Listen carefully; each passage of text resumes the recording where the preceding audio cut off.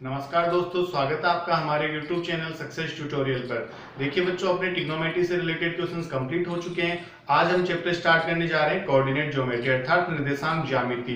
तो इससे रिलेटेड अपने एग्जाम में 6 मार्क्स का क्वेश्चन आता है। तो देखिए क्वेश्चन कैसे सोल्व करेंगे और जो चैप्टर का नाम है इसका कोऑर्डिनेट ज्योमेट्री, इसका मीन क्या है, ठीक है। तो देखिए बच्चों, सबसे पहली बात ये कि कोऑर्डिनेट का मीन होता है अपने ग्राफ पे जो भी पॉइंट्स शो करते हैं वो पॉइंट्स, ठीक है। तो उन पॉइंट्स के बारे में थोड़ी सी इंफॉर्मेशन प्राप्त करते हैं। तो देखिए, कोई भी पॉइंट होता है तो पॉइंट के निर्देशांक क्या होते हैं हम जानते हैं, वो होते हैं एक्स और वाई, ठीक है। अब देखिए, अगर यही पॉइंट मान लो अब ये कहीं ग्राफ में अगर हमने शो कर रखा है, तो मान लो यहाँ पे है, तो हम क्या करते हैं, इसको एक्स और वाई डिनोट करते हैं। फर्स्ट जो अपने कोऑर्डिनेट होता है वो एक्स का होता है, सेकंड होता है वो वाई का होता है, ठीक है। अब हम जानते हैं ग्राफ में ये दोनों पॉजिटिव एक्सिस होती है और ये नेगेटिव एक्सिस होती है। ये होती है अपने एक्सिस, ये होती है वाई एक्सिस, और ये होता है अपने ओरिजिन पॉइंट 0 0 अर्थात मूल बिंदु, ठीक है। अब बच्चों देखो, अगर कोई पॉइंट एक्सिस पर है तो उसके लिए हम जानते हैं क्या होता है, उसका वाई कोऑर्डिनेट 0 होता है। तो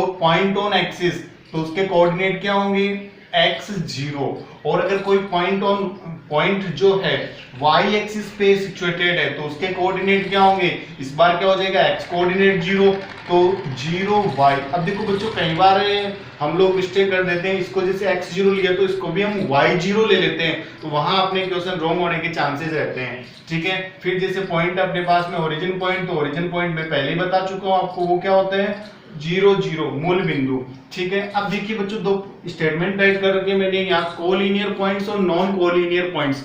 तो कोलिनियर पॉइंट्स कौन से होते हैं और नॉन कोलिनियर पॉइंट्स कौन से होते हैं, इनसे रिलेटेड मैं थोड़ा सा आपको बता देता हूं। तो देखिए, कोलिनियर का मतलब क्या होगा, देखो हिंदी में इनको बोलते हैं संरेख। तो इससे आपको समझ में आ गया होगा कि संरेख अर्थात जो एक ही रेखा पर स्थित हो। मान लो कोई भी पॉइंट्स है वो इस एक ही सिंगल लाइन पे अगर ये सिचुएटेड है तो वो पॉइंट्स कैसे होंगे, कोलिनियर पॉइंट्स। और इस सिचुएशन में हम कई बार ट्रायंगल का एरिया फाइंड करते हैं, तो वो ट्रायंगल का एरिया क्या होता है, 0। इसी प्रकार जैसे दे रखा आपको नॉन कोलिनियर पॉइंट, तो नॉन कोलिनियर पॉइंट कौन से होंगे, जो एक ही रेखा पर नहीं होंगे, अर्थात एक ही लाइन सेगमेंट पे नहीं होंगे, ये कहीं ना कहीं अलग होंगे। मान लो आप देखो, दो पॉइंट्स को तो ज्वाइन कर सकते हो, लेकिन तीसरे पॉइंट को ज्वाइन करने के लिए आपको एक अलग लाइन बनानी होगी। तो ये पॉइंट्स कैसे होते हैं, नॉन कोलिनियर पॉइंट्स, ठीक है बच्चों। अब हम कर रहे हैं इनमें जो अपने फॉर्मूले यूज आएंगे उनके बारे में स्टडी, ठीक है। तो देखिए, सबसे पहला फॉर्मूला होगा आपके डिस्टेंस फॉर्मूला। कौन सा होगा, डिस्टेंस फॉर्मूला। आपको क्या दिया हुआ रहेगा, कोई भी 2 पॉइंट्स दिए हुए रहेंगे और उनके बीच की आपको डिस्टेंस फाइंड करनी है। तो फर्स्ट फॉर्मूला होगा अपने डिस्टेंस फॉर्मूला, ठीक है। तो डिस्टेंस फॉर्मूला कैसे फाइंड करेंगे, मान लो आपको 2 पॉइंट्स गिवन है ए और बी। फर्स्ट के कोऑर्डिनेट अपने पास में x1 y1 एंड सेकंड है x2 y2, ठीक है। तो इनके बीच की डिस्टेंस फाइंड करने के लिए अपने पास में होगी डिस्टेंस AB = रूट, और हम क्या करेंगे, दो जो x कोऑर्डिनेट है उनके डिफरेंस का स्क्वायर और y कोऑर्डिनेट्स के डिफरेंस का स्क्वायर, दोनों को ऐड कर देंगे। तो फॉर्मूला बनेगा अपने के पास में x2 - x1 का स्क्वायर प्लस y2 - y1 का होल स्क्वायर। ये हो गया अपने फर्स्ट फॉर्मूला। इसी प्रकार अपने सेकंड फॉर्मूला आएगा, वो आएगा डिस्टेंस फ्रॉम ओरिजिन पॉइंट, ठीक है। तो distance from origin point, distance from origin point. तो देखिए बच्चों, यहां अगर हम देखते हैं डिस्टेंस फ्रॉम ओरिजिन पॉइंट, ठीक है, तो वो क्या होगी, यहां मैंने 2 पॉइंट बना रखे थे पहले, ए और बी। इसमें क्या होगा कि एक पॉइंट आपको दिया हुआ होगा, वो होगा मूल बिंदु अर्थात 0 0, और जो दूसरा पॉइंट है उसके कुछ ना कुछ कोऑर्डिनेट्स होंगे। तो इस कंडीशन में देखिए बच्चों, अगर हम x2 - x1 करेंगे तो x - 0 क्या होगा, x का स्क्वायर ही होगा। तो वो फॉर्मूला अपने पास में बन जाएगा सीधा ही x² प्लस y स्क्वायर, और ये हो जाएगी डिस्टेंस फ्रॉम ओरिजिन पॉइंट। इसी प्रकार थर्ड फॉर्मूला अपने जो यूज में आएगा वो आएगा सेक्शन फॉर्मूला।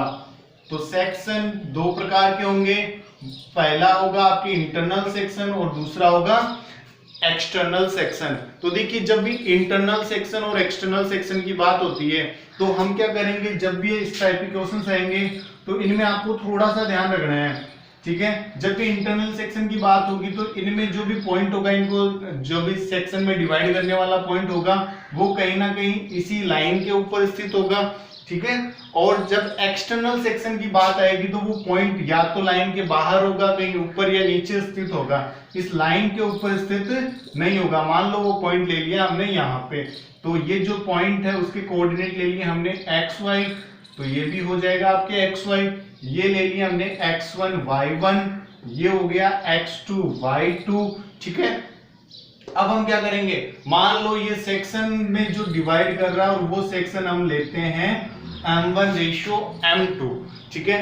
तो देखिए यहां अपने पास में फॉर्मूला क्या बनेगा, तो वो बनेगा पॉइंट P को फाइंड करने के लिए। तो पहले हम क्या करेंगे, x कोऑर्डिनेट फाइंड करेंगे, तो x कोऑर्डिनेट के लिए हम क्या करेंगे, जो 1 है उसको तो 2 के साथ में लेंगे और जो m2 है उसको 1 के साथ में लेंगे, दोनों कभी भी ये एक साथ नहीं आएंगे। तो देखिए याद करने का तरीका बता रहा हूं, तो क्या होगा, x कोऑर्डिनेट के लिए x यूज में लेना है, y के लिए y लेना है। तो m1x2 क्या हो जाएगा, m1x2 plus m2x1 upon m1 plus m2, ठीक है। ये हो गया x कोऑर्डिनेट के लिए। इसी प्रकार y के लिए, तो y के लिए हो जाएगा m1y2 plus m2y1 upon m1 plus m2, ये हो गया अपने y कोऑर्डिनेट। ये है बच्चों इंटरनल सेक्शन के लिए। अब जब भी बात आएगी एक्सटर्नल सेक्शन की तो हम क्या करेंगे, यहाँ पे माइनस कर देंगे, ठीक है, और वो फॉर्मूला बन जाएगा अपने एक्सटर्नल सेक्शन का, ठीक है बच्चों। तो ये जो फॉर्मूले अपने यूज में आने वाले हैं वो मैंने बता दिए आपको।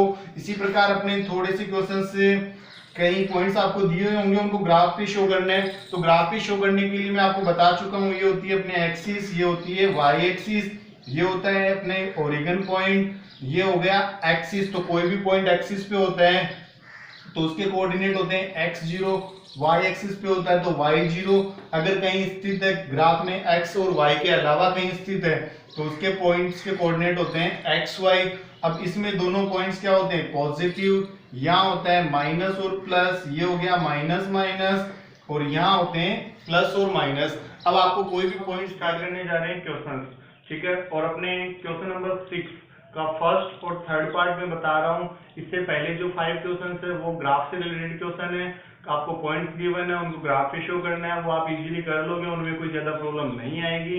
इसलिए मैं स्टार्ट कर रहा हूँ क्वेश्चन नंबर 6 से, ठीक है। तो फर्स्ट आपने वो क्वेश्चन दे रखे हैं कि पॉइंट दे रखे हैं, उनके बीच की डिस्टेंस फाइंड करनी है, ठीक है। तो find the distance between point A and B, ठीक है। तो मैं फर्स्ट पार्ट सोल्व कर रहा हूँ। तो इसके लिए देखिए आपको 2 पॉइंट गिवन है, मान लो a और b, तो ये है -6 और 7 एंड ये है -1 और -5। तो अपने को फाइंड करनी है डिस्टेंस AB, ठीक है। तो इसके लिए अपने पास में फॉर्मूला क्या होगा, तो फर्स्ट फॉर्मूला यूज आएगा डिस्टेंस फॉर्मूला। और एक और चीज मैं क्लियर कर देता हूं बच्चों, अपने जो 9.1 एक्सरसाइज है उसमें कंप्लीट एक्सरसाइज में सिर्फ और सिर्फ एक ही फॉर्मूला यूज आएगा और वो होगा अपने डिस्टेंस फॉर्मूला, ठीक है। तो देखिए डिस्टेंस फॉर्मूला क्या होता है, x2 माइनस x1 का square plus y2 minus y1 का स्क्वायर, ठीक है। तो यहाँ जो वैल्यूज है वो पुट कर दीजिए। तो ये है अपने पास में -1 और यहाँ माइनस माइनस मिलकर क्या हो जाएगा प्लस।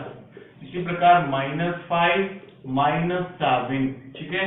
तो देखिए बच्चों 6 - 1 कितना होता है 5, तो 5 का स्क्वायर जो हो गया -12 का होल स्क्वायर, तो 5 का स्क्वायर कितना होता है 25 प्लस 12 का स्क्वायर होता है 144।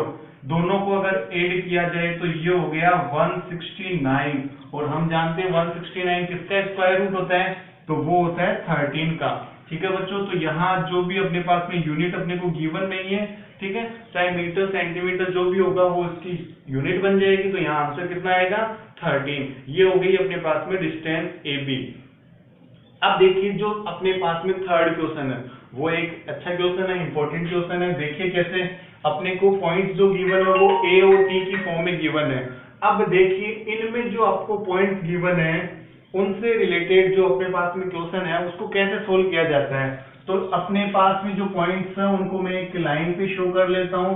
तो ये हो गया ए और बी, और फिर हो गया पॉइंट जो है वो है 8t1 स्क्वायर, 2 एंड सेकेंड जो पॉइंट है वो है अपने पास में 8t2 स्क्वायर एंड 2 अब हमें क्या करनी है, इसके बीच की डिस्टेंस फाइंड करनी है। तो देखिए वो क्या होगी, तो डिस्टेंस फॉर्मूला हम जानते हैं क्या होता है, वो होता है रूट x2 माइनस x1 का square plus y2 minus y1 का होल स्क्वायर।